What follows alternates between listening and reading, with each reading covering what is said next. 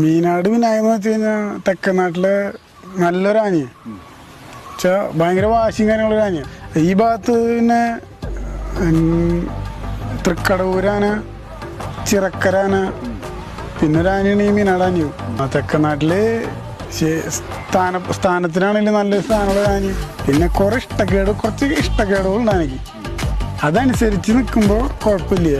അല്ല അതിന് വാശി പിടിക്കാൻ നിൽക്കുകയാണെങ്കിൽ വാശി പിടിച്ച ഒരു 1.5 വാശിയായി.